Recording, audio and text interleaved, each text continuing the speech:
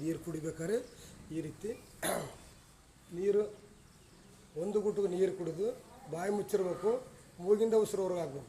ಒಂದ್ಸರಿ ನೋಡಿ.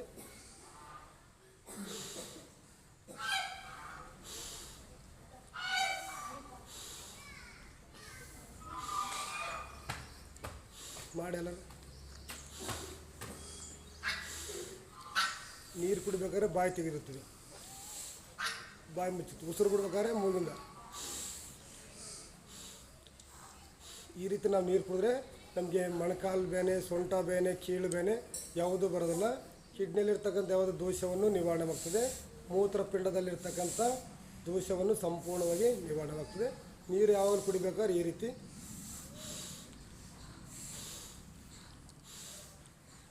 ಮತ್ತು ಎತ್ತಿ ಹಾಕಿ ನೀರು ಬಾಯಿ ಹೆಚ್ಚಿ ಕುಡಿಬೇಕು.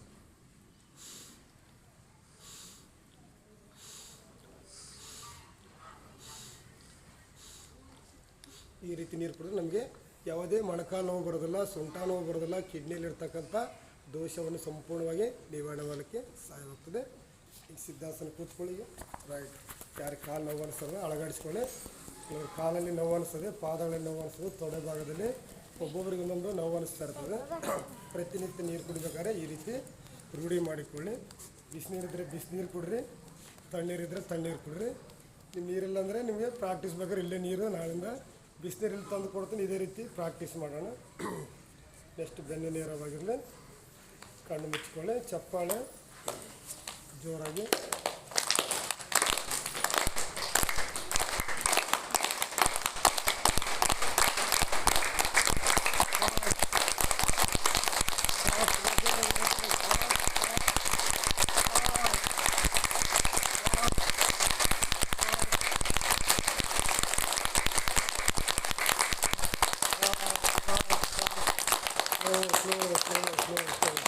ಚಪ್ಪಾಳೆ ಹೊಡೆದ್ರೆ ಕೈಗಳನ್ನು ಕೆಂಪಾಗಿರಬೇಕು. ಕೈಗಳನ್ನು ನೋಡ್ಕೊಳ್ಳಿ.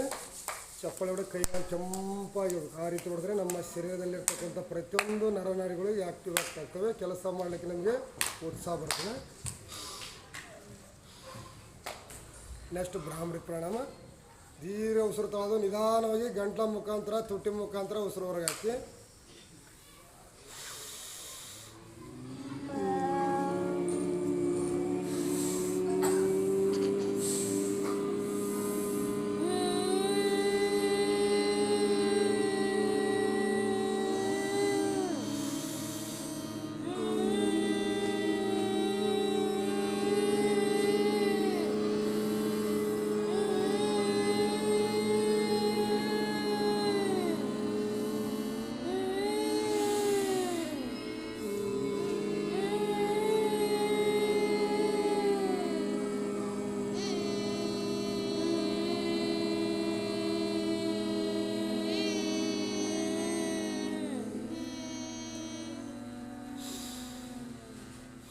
ಓಂಕಾರ.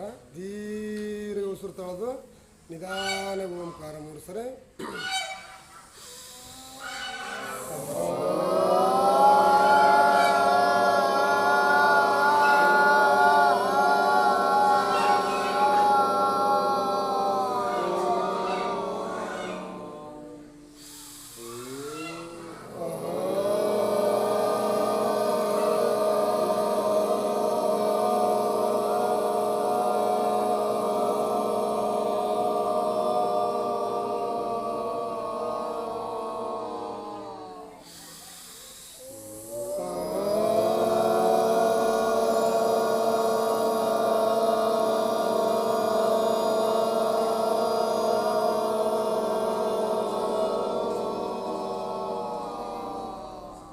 ಶಾಂತಿ ಪಾಠ.